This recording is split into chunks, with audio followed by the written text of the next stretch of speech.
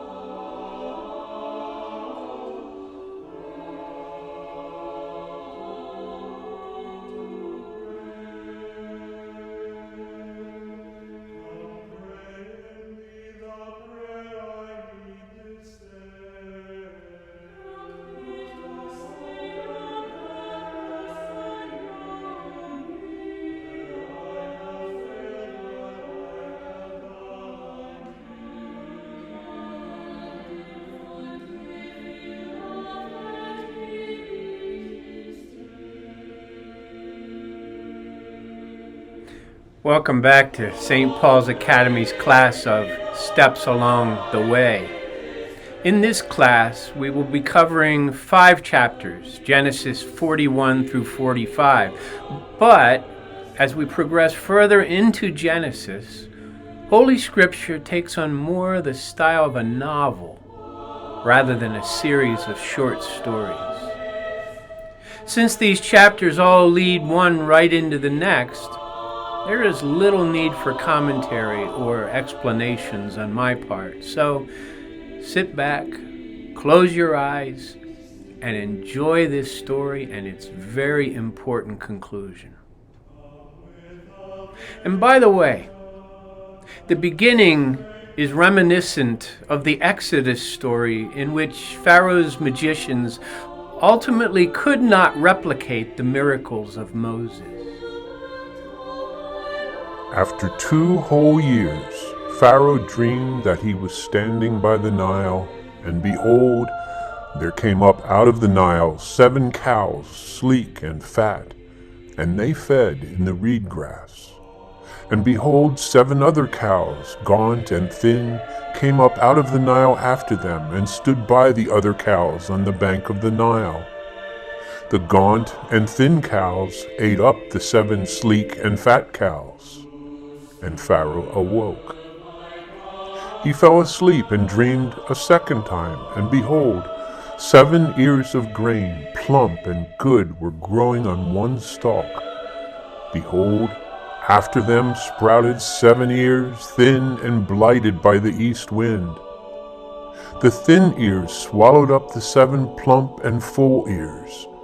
And Pharaoh awoke, and behold, it was a dream. So in the morning his spirit was troubled.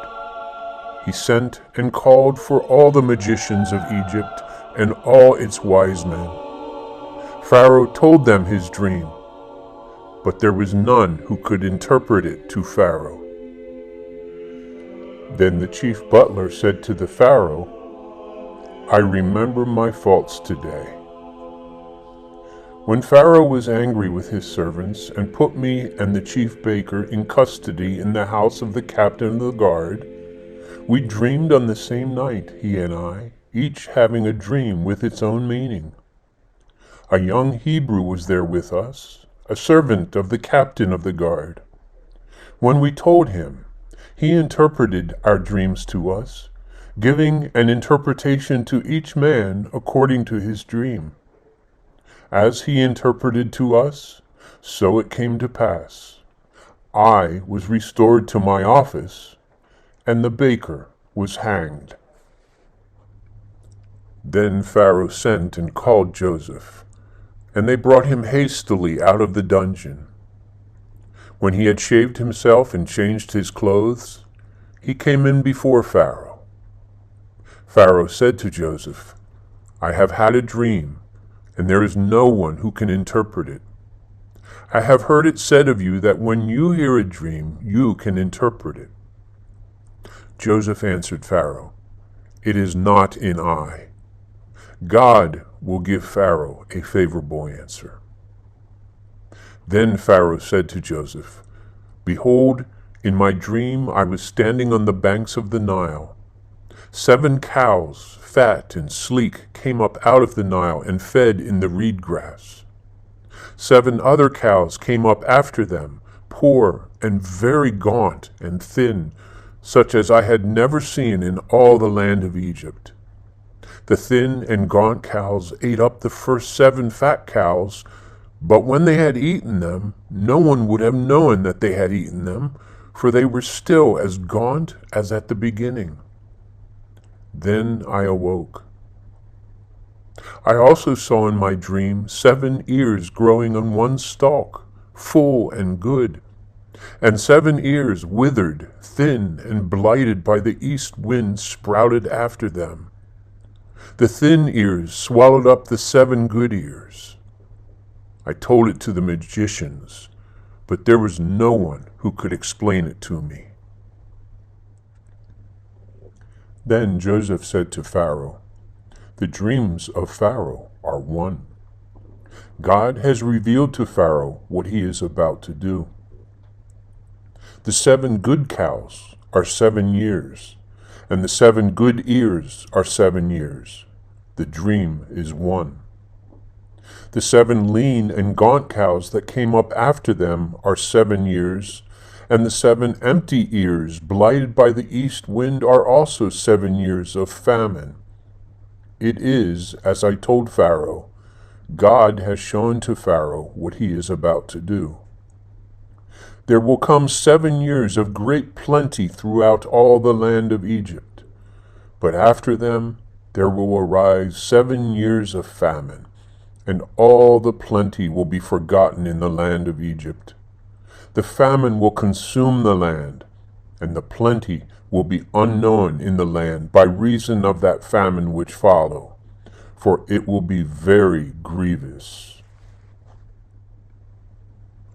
The doubling of Pharaoh's dream means that the thing is fixed by God, and God will shortly bring it to pass. Now, therefore, let Pharaoh select a man discreet and wise, and set him over the land of Egypt. Let Pharaoh proceed to appoint overseers over the land, and take the 5th part of the produce of the land of Egypt during the 7 plenteous years. Let them gather all the food of these good years that are coming, and lay up grain under the authority of Pharaoh for food in the cities, and let them keep it. That food shall be a reserve for the land against the 7 years of famine which are to befall the land of Egypt, so that the land may not perish through the famine." That proposal seemed good to Pharaoh and to all his servants. Pharaoh said to his servants, "Can we find such a man as this, in whom is the Spirit of God?" So Pharaoh said to Joseph, "Since God has shown you all this, there is none so discreet and wise as you are. You shall be over my house, and all my people shall order themselves as you command.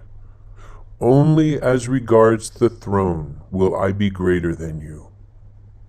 And Pharaoh said to Joseph, "Behold, I have set you over all the land of Egypt." Then Pharaoh took his signet ring from his hand and put it on Joseph's hand, arrayed him in garments of fine linen, put a gold chain about his neck, and made him to ride in his 2nd chariot. They cried before him, "Bow the knee." Thus he set him over all the land of Egypt. Moreover, Pharaoh said to Joseph, "I am Pharaoh, and without your consent No man shall lift up hand or foot in all the land of Egypt. Pharaoh called Joseph's name Zaphenath-Paneah, and he gave him in marriage Asenath, the daughter of priest Potipherah of Heliopolis. So Joseph went out over the land of Egypt. Wow! From prisoner to Pharaoh's right-hand man in one day. Surely the Lord's ways are incomprehensible. Joseph was 30 years old when he entered the service of Pharaoh, king of Egypt. And Joseph went out from the presence of Pharaoh and went through all the land of Egypt. During the 7 plenteous years, the earth brought forth abundantly. He gathered up all the food of the 7 years when there was plenty in the land of Egypt, and stored up food in the cities. He stored up in every city the food from the fields around it. Joseph stored up grain in great abundance, like the sand of the sea, until he ceased to measure it, for it could not be measured. Before the year of famine came, Joseph had 2 sons, whom Asenath, the daughter of priest Potipherah of Heliopolis, bore to him. Joseph called the name of the firstborn Manasseh, for, he said, God has made me forget all my hardship and all my father's house. The name of the second he called Ephraim, for God has made me fruitful in the land of my affliction. The 7 years of plenty that prevailed in the land of Egypt came to an end, and the 7 years of famine began to come, as Joseph had said. There was famine in all lands, but in all the land of Egypt there was bread. When all the land of Egypt was famished, the people cried to Pharaoh for bread, and Pharaoh said to all the Egyptians, Go to Joseph. What he says to you, do. So when the famine had spread over all the land, Joseph opened all the storehouses and sold to the Egyptians, for the famine was severe in the land of Egypt. Moreover, all the earth came to Egypt to Joseph to buy grain, because the famine was severe over all the earth. When Jacob learned that there was grain in Egypt, he said to his sons, Why do you stand there looking at one another? Behold, I have heard there is grain in Egypt. Go down and buy grain for us there, so that we may live and not die.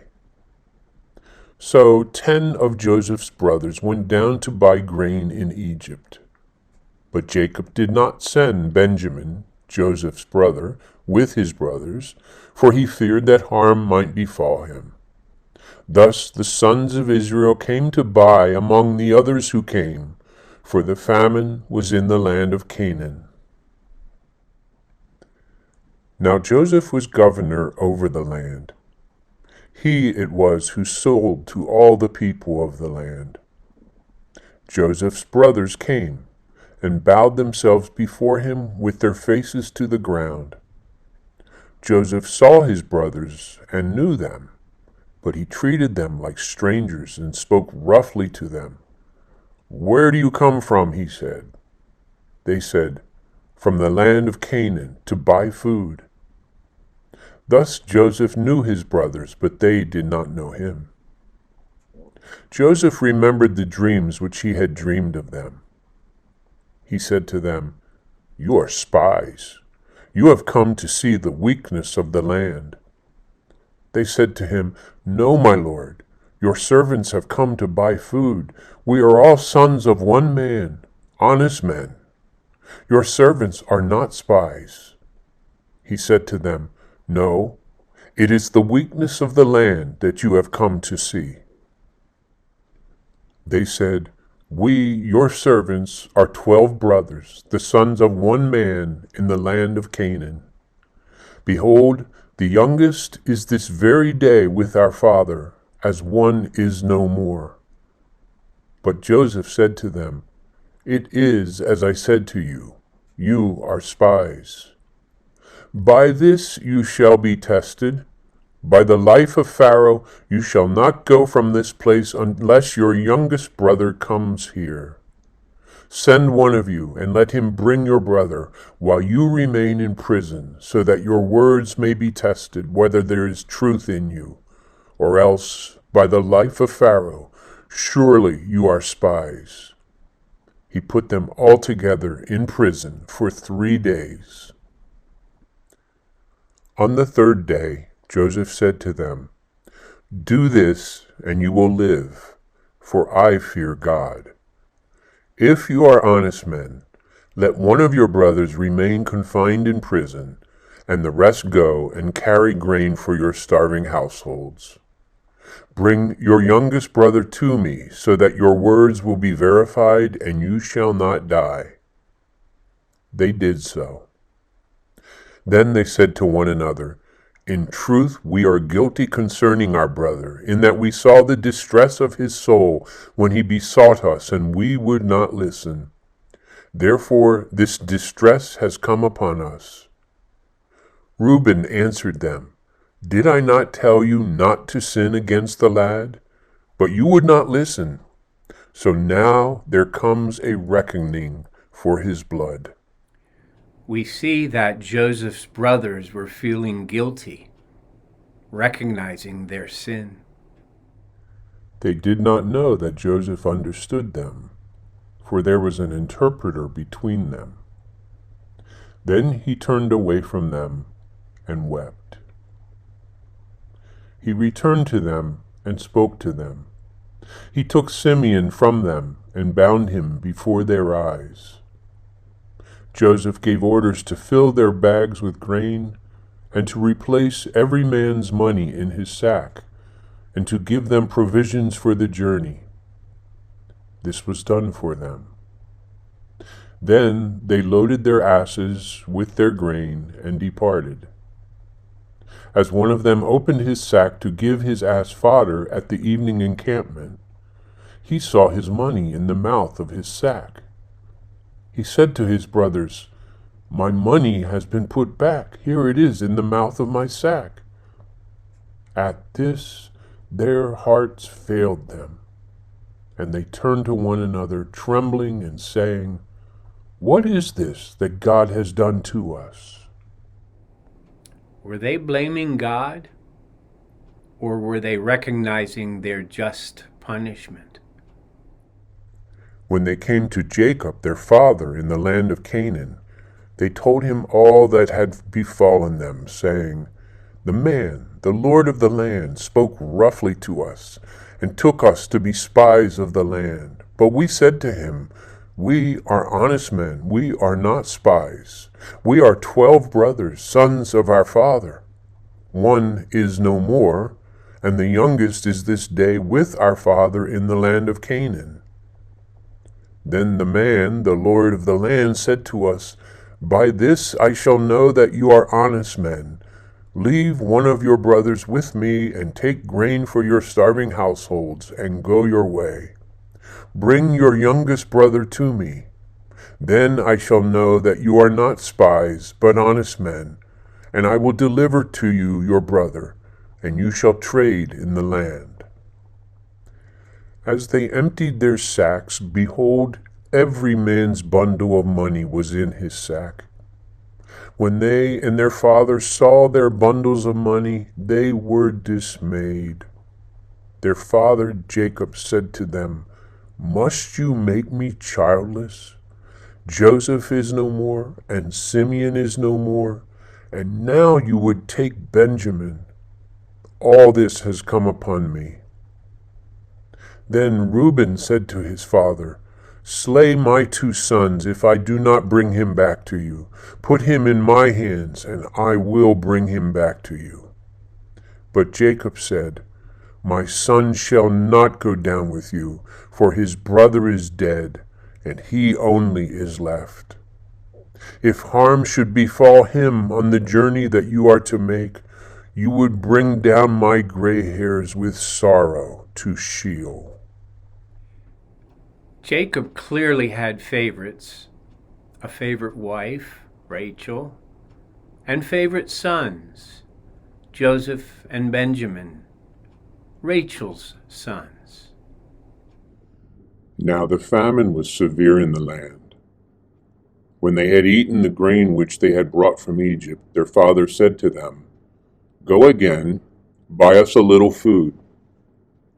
But Judah said to him, "The man solemnly warned us, saying, 'You shall not see my face unless your brother is with you.' If you will send our brother with us, we will go down and buy you food. But if you will not send him, we will not go down, for the man said to us, 'You shall not see my face unless your brother is with you.'" Israel said, "Why did you treat me so ill as to tell the man that you had another brother?" They replied, "The man questioned us carefully about ourselves and our kindred, saying, 'Is your father still alive? Have you another brother?'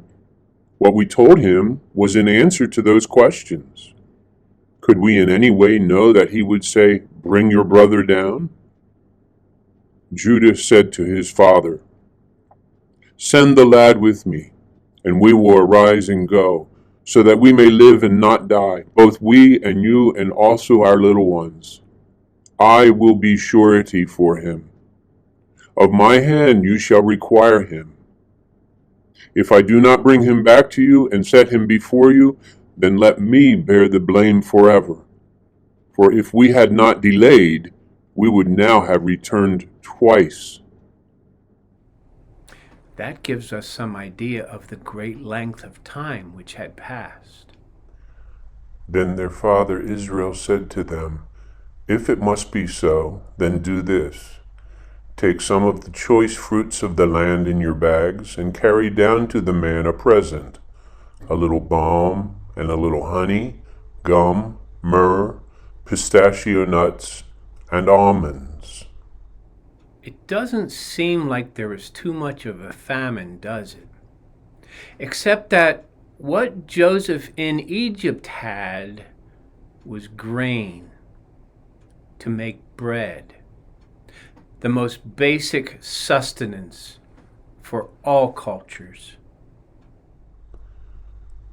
"Take double the money with you. Carry back with you the money that was returned in the mouth of your sacks. Perhaps it was an oversight. Take also your brother, and arise, go again to the man. May El Shaddai grant you mercy before the man, so that he may send back your other brother and Benjamin. If I am bereaved of my children, I am bereaved." So the men took the present, and they took double the money with them, and Benjamin. They arose and went down to Egypt, and stood before Joseph. When Joseph saw Benjamin with them, he said to the steward of his house, "Bring the men into the house and slaughter an animal and make ready, for the men are to dine with me at noon." The man did as Joseph directed him, and brought the men to Joseph's house. The men were afraid because they were brought to Joseph's house. And they said, "It is because of the money which was replaced in our sacks the first time that we were brought in, so that he may seek occasion against us and fall upon us, to make slaves of us and seize our asses."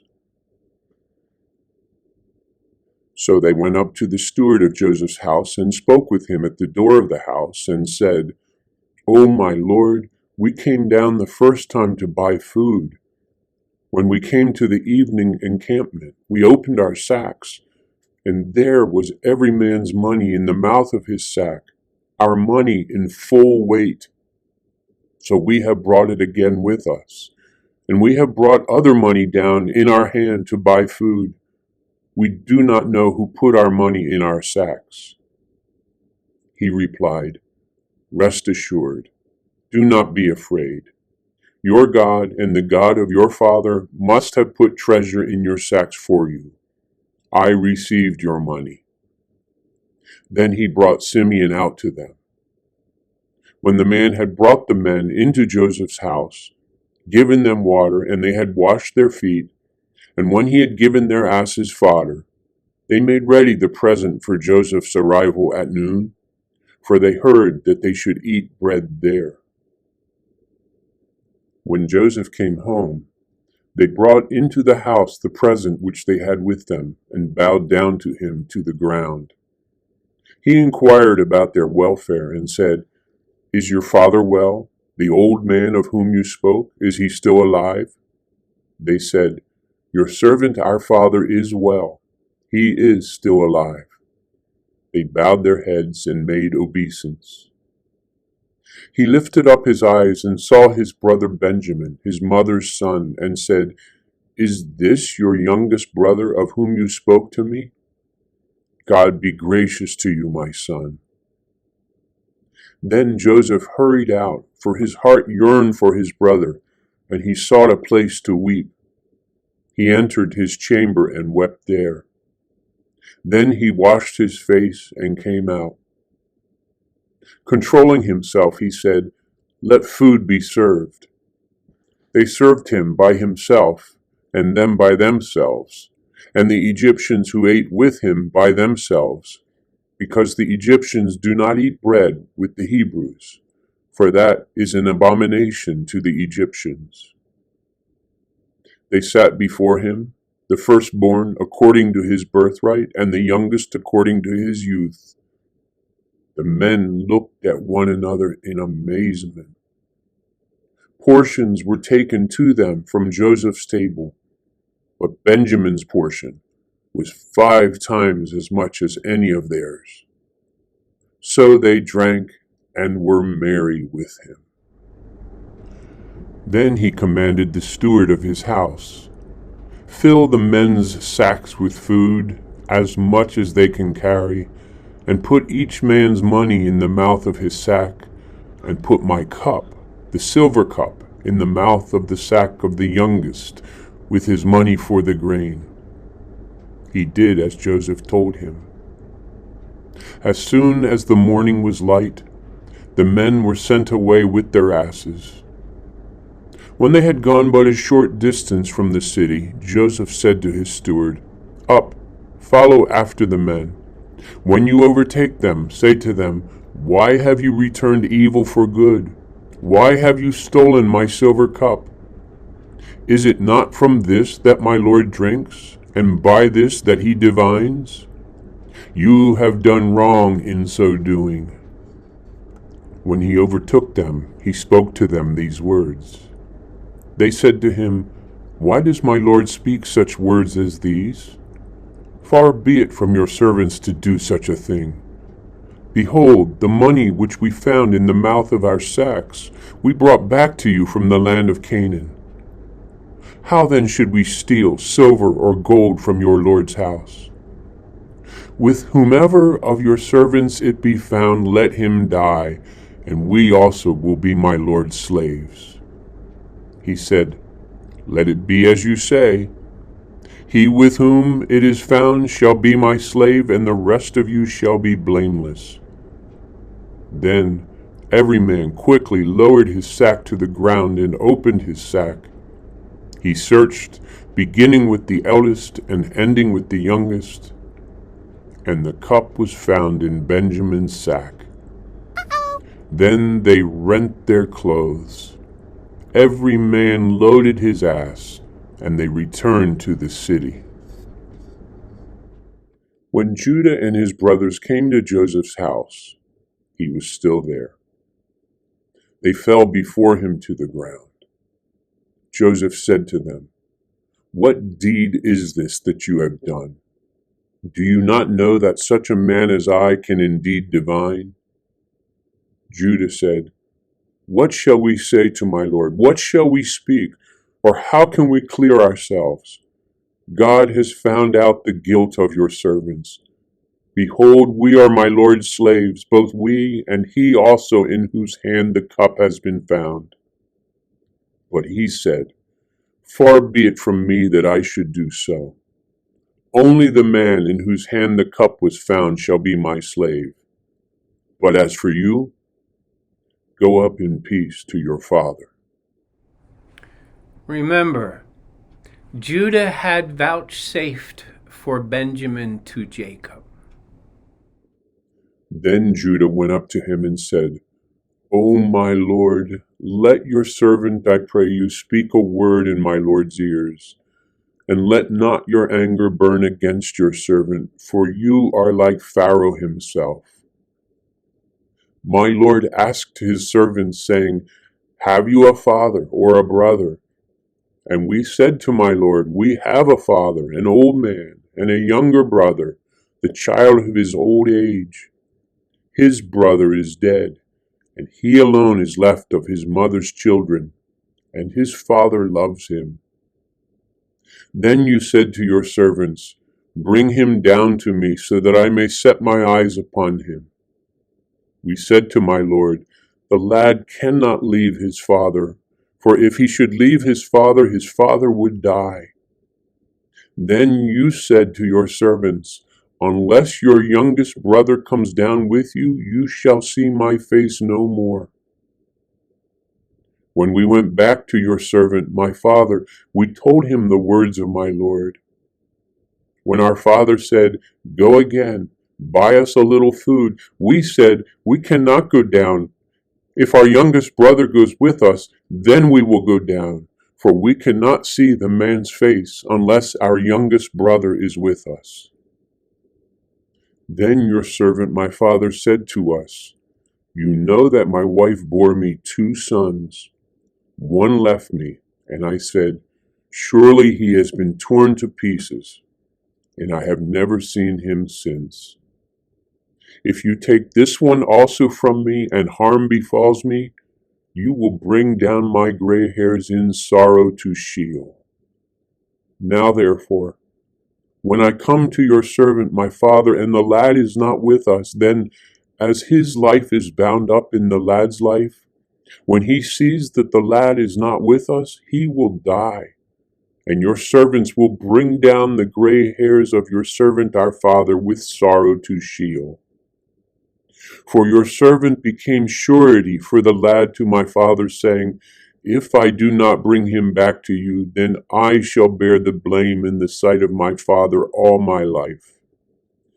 Now therefore, let your servant, I pray you, remain instead of the lad as a slave to my Lord, and let the lad go back with his brothers. For how can I go back to my father if the lad is not with me? I fear to see the evil that would come upon my father. Then Joseph could not control himself in the presence of all those who stood before him.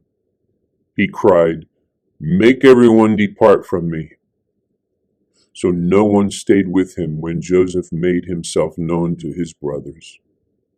He wept aloud, so that the Egyptians and the household of Pharaoh heard it. Joseph said to his brothers, I am Joseph. Is my father still alive? But his brothers could not answer him, for they were dumbfounded at his presence. So Joseph said to his brothers, Come near to me, I pray you. They came near. He said, I am your brother Joseph, whom you sold into Egypt. Now, do not be distressed or angry with yourselves because you sold me here. God sent me before you to preserve life. For the famine has been in the land these 2 years, and there are yet 5 years in which there will be neither plowing nor harvest.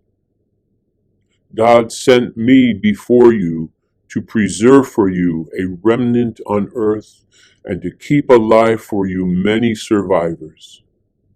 So it was not you who sent me here, but God. How's that for eyes of faith? He has made me a father to Pharaoh and lord of all his house and ruler over all the land of Egypt. Make haste and go up to my father and say to him, Thus says your son Joseph, God has made me lord of all Egypt. Come down to me. Do not tarry. You shall dwell in the land of Goshen, and you shall be near me, you and your children and your children's children, your flocks, your herds, and all that you have. There I will provide for you, For there are yet 5 years of famine to come, lest you and your household and all that you have come to poverty. Now your eyes see, and the eyes of my brother Benjamin see, that it is my mouth that speaks to you. You must tell my father of all my splendor in Egypt, and of all that you have seen. Make haste and bring my father down here. Then he fell upon his brother Benjamin's neck and wept, and Benjamin wept upon his neck. He kissed all his brothers and wept upon them, and only then were his brothers able to talk with him. When the report was heard in Pharaoh's house, Joseph's brothers have come, it pleased Pharaoh and his servants. Pharaoh said to Joseph, "Say to your brothers, do this, load your beasts and go back to the land of Canaan. Get your father and your households and come to me. I will give you the best of the land of Egypt, and you shall eat the fat of the land. Command them also, do this, take wagons from the land of Egypt for your little ones and for your wives, and bring your father and come. Give no thought to your goods, for the best of all the land of Egypt is yours." The sons of Israel did so. Joseph gave them wagons according to the command of Pharaoh, and gave them provisions for the journey. To each and all of them he gave festal garments, but to Benjamin he gave 300 shekels of silver and 5 festal garments. To his father he sent as follows: 10 asses loaded with the good things of Egypt, and 10 she-asses loaded with grain, bread, and provision for his father on the journey. Then he sent his brothers away. As they departed, he said to them, "Do not quarrel on the way."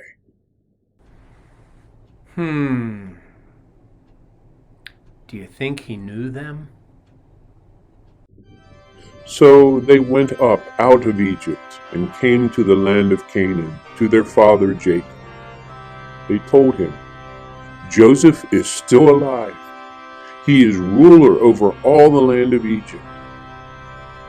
His heart fainted, for he did not believe them. But when they told him all the words of Joseph which he had said to them, and when he saw the wagons which Joseph had sent to carry him, the spirit of their father Jacob revived. Israel said, "It is enough. Joseph, my son, is still alive.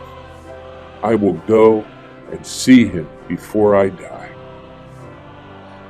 So there are several observations which I will make. First and foremost is the lesson that the Lord is in charge and will bend everything according to his will. What may seem distressing or discouraging to you may, in the long run, ultimately be perceived as a blessing. I cannot count the number of times in my ministry in which someone had gone into the hospital for one ailment, only for the doctors to find something more severe, but at an early stage, so that it was treatable, one which, if it had not been found, would have been fatal. Or the people who lose their job after many years of service, only to be hired by another company in a different position, in which they are greatly loved and appreciated. Do your best to be faithful to the Lord in his ways, and all things will work out in the end.